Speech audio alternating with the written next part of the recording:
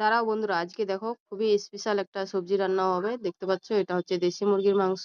আর এদিকে আমি মাংসটা ভালো করে ধুয়ে নিয়েছিলাম, আন্ডা গুলো আলাদা করে রেখে দিয়েছিলাম। আর এদিকে মশলা বেটে নিয়েছিলাম, আদা রসুন গরম মশলা। আর এদিকে রেখে দিয়েছিলাম আমি পেঁয়াজ কুচি। তো দেখতে পাচ্ছ, কড়াই চাপিয়ে দিয়েছিলাম, কড়াইটাতে সরষের তেল অ্যাড করে তেজপাতা দিয়ে তারপরে পেঁয়াজগুলো অ্যাড করে দিলাম, হালকা নমক দিয়ে তারপরে লাল করে নিলাম পেঁয়াজগুলো। তারপর দেখতে পাচ্ছেন নমক, হলদি, লাল মির্চি পাউডার, জিরা পাউডার, ধনে পাউডার সবকিছু একটু একটু করে অ্যাড করে দেবো যতটা প্রয়োজন। দেখতে পাচ্ছি এদিকে মশলাটা যেটা বেটে রেখেছিলাম ওটাও অ্যাড করে দিলাম। আর ভালো করে মশলাটাকে ভুনে নিলাম। দেখতে পাচ্ছ তেল ছেড়ে দিয়েছে। এর পর্যায়ে আমি এখন মাংসটা অ্যাড করে দিলাম। তো ভালো করে ভুনবো মাংসটাকে। অর্ধেক ভুনা হয়ে গেছে মাংসটা, তার মধ্যে দিয়ে দিলাম দুটো টমেটো কুচি করে কেটে। আর এখন ভুনতে থাকবো মশলাটা। মাংসটা ভালো করে কষা হয়ে গেল, তারপরে জল দিয়ে দিলাম।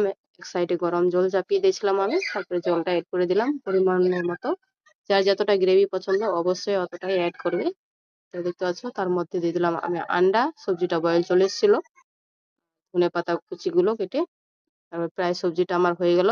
তো অবশ্যই ফলো করে পাশে থাকবেন। আল্লাহ হাফিজ। পরের ভিডিও